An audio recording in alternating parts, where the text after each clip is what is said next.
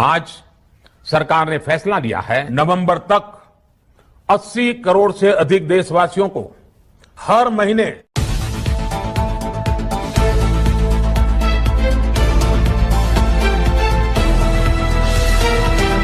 दोस्तों स्वागत करते हैं बिंदास खबरें में, जहां पर हम आपको बताते हैं देश दुनिया की ताजा बड़ी खबरें। दोस्तों जहां देश में कोरोना की तीसरी लहर को लेकर आशंका जताई जा रही है, वहीं देश के कुछ राज्यों में कोरोना के मामले तेजी से बढ़ने लगे हैं। इसको देखते हुए कल ही प्रधानमंत्री नरेंद्र मोदी जी ने लाइव आकर कुछ बड़ी घोषणाएं और कुछ बड़े ऐलान किए हैं। इसलिए आपसे हाथ जोड़कर अनुरोध है कि इस वीडियो को पूरा और अंत तक जरूर देखें। तो आइए आपको बताते हैं देश दुनिया की बड़ी खबरें, वो भी 10 मिनट में। और इसी के साथ दोस्तों आज की पहली बड़ी खबर की ट्रैफिक नियम तोड़ने पर अब 15 दिन के भीतर आ जाएगा नोटिस। केंद्र सरकार ने जारी किए हैं नए नियम। यहाँ पर दोस्तों आपको बता दें कि अगर आपने ट्रैफिक नियम तोड़ा तो आपको 15 दिन के भीतर नोटिस मिल जाएगा। रोड ट्रांसपोर्ट मिनिस्ट्री ने इसको लेकर नए नियम जारी कर दिए हैं। मिनिस्ट्री की तरफ से जारी नोटिफिकेशन के मुताबिक स्टेट इन्फोर्समेंट एजेंसियों को ट्रैफिक नियमों के उल्लंघन से जुड़े मामले में 15 दिनों के भीतर अपराधी को नोटिस भेजना होगा और इसके साथ ही चालान के निपटान तक इलेक्ट्रॉनिक रिकॉर्ड सुरक्षित रखना होगा। इसको लेकर दोस्तों रोड मिनिस्ट्री ने एक ट्वीट भी किया है। ट्वीट में कहा है कि नियम तोड़ने का नोटिस अपराध की घटना के 15 दिनों के भीतर भेजा जाएगा और इलेक्ट्रॉनिक मॉनिटरिंग के जरिए जुटाए गए इलेक्ट्रॉनिक रिकॉर्ड को चालान के निपटारे तक सुरक्षित किया जाना चाहिए। और इसी के साथ दोस्तों बढ़ चलते अगली बड़ी खबर की तरफ और आपको बता दें कि नौकरी करते हैं तो जल्द भर दें ये फॉर्म, वरना नहीं मिलेगा 7 लाख रुपए का फायदा। दोस्तों यहाँ पर आपको बता दें कि अगर आप नौकरी करते हैं तो ईपीएफओ के सदस्य भी होंगे, तो आपके लिए ये महत्वपूर्ण खबर है। आपको बता दें कि कर्मचारी भविष्य निधि संगठन यानी कि ईपीएफओ अब अपने सदस्यों को पीएफ और पेंशन के अलावा जीवन बीमा का बड़ा फायदा देता है। इसके तहत सदस्यों को 7 लाख रुपए का फ्री लाइफ इंश्योरेंस कवर मिलता है। पर ये फायदा उठाने के लिए आपको एक फॉर्म भरना जरूरी होता है। अगर आपने ये फॉर्म नहीं भरा तो आपका परिवार इसका फायदा नहीं उठा पाएगा। और दोस्तों आपको बता दें कि इसी संबंध में रिटायरमेंट फंड बॉडी ने हाल ही में एक अधिसूचना जारी करके सभी से अपना ई नामांकन यानी कि ई नॉमिनेशन दाखिल करने का आग्रह किया है, ताकि खाता धारक के परिवार की सामाजिक सुरक्षा सुनिश्चित की जा सके। और इसी के साथ दोस्तों अगली बड़ी खबर की 31% डीए होने पर सैलरी में आएगा बम्पर उछाल। लेवल 1 पर बढ़ेंगे 20,484 रुपए। दोस्तों यहाँ पर आपको बता दें कि केंद्रीय कर्मचारियों को त्योहारी सीजन में एक बार फिर से डीए बढ़ोतरी का तोहफा मिल सकता है। 1 जुलाई से केंद्रीय कर्मचारियों और पेंशनरों को 28% महंगाई भत्ता मिल रहा है। जुलाई सैलरी के साथ इसका भुगतान भी हो चुका है, लेकिन अब इंतजार जून 2021 के महंगाई भत्ते का है। खबर है कि सरकार जल्द ही जून का महंगाई भत्ता यानी कि डीए भी जारी कर सकती है। अगर ऐसा हुआ तो कुल महंगाई भत्ता 28% से बढ़कर 31% पहुंच जाएगा। मतलब ये कि केंद्रीय कर्मचारियों की सैलरी में फिर से बम्पर उछाल आएगा। और इसी के साथ दोस्तों अगली बड़ी खबर कि इस बार पैन और आधार को लिंक करने से चूक गए तो भरना होगा 10,000 रुपए का जुर्माना। दोस्तों यहाँ पर आपको बता दें कि पैन कार्ड के बिना किसी भी तरह का पैसे का लेन देन नहीं किया जा सकता। अगर आपका पैन कार्ड निष्क्रिय हो जाए तब आपके सारे काम अटक जाएंगे और ऐसे में आपने अभी तक उसे अपने आधार से लिंक नहीं किया है तो जल्द से जल्द करवा लीजिए। आयकर विभाग ने कुछ दिनों पहले ही सभी पैन कार्ड धारकों के लिए पैन को आधार से लिंक करवाना अनिवार्य कर दिया है। यहाँ पर आपको बता दें कि अगर आप तय सीमा के भीतर ऐसा नहीं करते हैं तो आपको 10,000 रुपए का भारी जुर्माना भरना पड़ सकता है।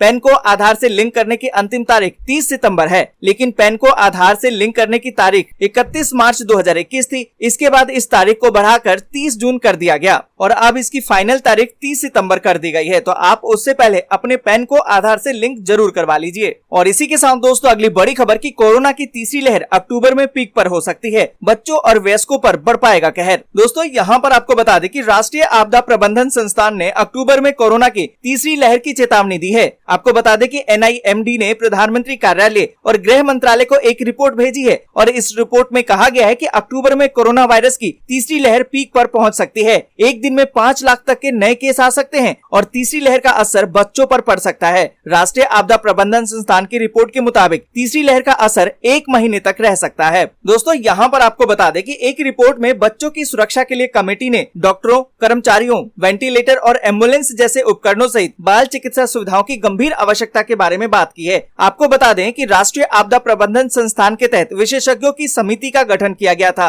विशेषज्ञों ने गंभीर बीमारी वाले बच्चों और विशेष आवश्यकता वाले बच्चों के लिए वायरस के खिलाफ टीकाकरण टीकाकरण अभियान को प्राथमिकता देने के बारे में लिखा है। यानी कि आपको बता दें कि कोरोना की जब तीसरी लहर आएगी तो बच्चों पे ज्यादा असर करेगी। और इसी के साथ दोस्तों बढ़ते आगे और जानते हैं कुछ और जरूरी खबरों को विस्तार से। पर उससे पहले अगर आपने अभी तक इस चैनल को सब्सक्राइब नहीं किया है तो सब्सक्राइब जरूर से कर लें और इस वीडियो के लिए एक लाइक जरूर करें। और इसी के साथ दोस्तों अगली बड़ी खबर कि वंदे भारत ट्रेन में यात्रियों को मिलेगी इस तरह की सुविधाएं। जाने क्या है रेलवे का खास प्लान। दोस्तों यहाँ पर आपको बता दें कि 15 अगस्त को लाल किले की प्राचीर से प्रधानमंत्री नरेंद्र मोदी ने घोषणा करते हुए कहा था कि 75 वंदे भारत ट्रेन देश के अलग अलग हिस्सों को जोड़ेगी। अब भारतीय रेलवे ने इन ट्रेनों के फीचर के बारे में जानकारी दी है। उत्तर रेलवे के अनुसार भारतीय रेलवे ने ट्रेन में आपात स्थिति के मामले में यात्रियों को आसानी से निकालने के लिए 4 आपातकालीन खिड़कियों सहित अतिरिक्त सुविधाओं को पेश करने का निर्णय लिया है। यहाँ पर दोस्तों आपको बता दें कि उत्तर रेलवे द्वारा जारी एक बयान के अनुसार जलवायु नियंत्रण के लिए सेट पर सभी विद्युत और महत्वपूर्ण प्रणालियों की निगरानी के लिए एक एकीकृत कोच निगरानी प्रणाली भी शुरू की गई है। ट्रेनों में प्रत्येक कोच में 4 आपातकालीन लाइटें भी होंगी जिसका उपयोग आपदा की स्थिति में किया जा सकेगा। यदि उस दौरान सामान्य लाइट काम नहीं कर रही हो तो इमरजेंसी लाइट का प्रयोग किया जाएगा। और साथ ही आपको बता दें कि अधिक विश्वसनीय और बैक्टीरिया मुक्त एयर कंडीशनिंग सिस्टम भी होगा। और इसी के साथ दोस्तों अगली बड़ी खबर की 4 हफ्ते बाद से किशोरों के लिए मिलनी शुरू हो जाएगी जाइडस कैडिला की जाइकोव डी वैक्सीन। दोस्तों यहाँ पर आपको बता दें कि देश में कोरोना की तीसरी लहर को लेकर एक ताजा चेतावनी जारी की गई है। केंद्रीय गृह मंत्रालय के तहत आने वाले national institute of disaster management की तरफ से अक्टूबर में कोरोना की नई लहर के पीक पर होने की आशंका जताई गई है। और इस बीच जैव प्रौद्योगिकी विभाग की सचिव डॉक्टर रेणु स्वरूप ने उम्मीद जताई है कि 4 हफ्ते बाद से किशोरों के लिए जाइकोव डी वैक्सीन उपलब्ध हो सकती है। उन्होंने कहा कि हमें बताया गया है कि बच्चों के टीकाकरण के लिए इस वैक्सीन के आने में लगभग 4 हफ्ते का समय लगने वाला है। और इसी के साथ दोस्तों अगली बड़ी खबर की अफगानिस्तान मामले पर पीएम मोदी ने सर्वदलीय बैठक बुलाने के लिए दिए हैं आदेश। गुरुवार को विदेश मंत्री एस जयशंकर करेंगे बैठक। दोस्तों यहाँ पर आपको बता दें कि अफगानिस्तान के मौजूदा हालात को लेकर प्रधानमंत्री नरेंद्र मोदी ने सर्वदलीय बैठक बुलाने का निर्णय लिया है। केंद्रीय विदेश मंत्री एस जयशंकर ने रविवार को इसकी जानकारी दी है। सभी पार्टियों की सर्वदलीय बैठक 26 अगस्त को सुबह 11 बजे होगी और इस बैठक में विदेश मंत्रालय विपक्ष के तमाम सवालों का जवाब भी देगा। और इसी के साथ दोस्तों अगली बड़ी खबर की सुप्रीम कोर्ट ने कहा कि किसानों को प्रदर्शन का अधिकार लेकिन यातायात अवरुद्ध नहीं कर सकते।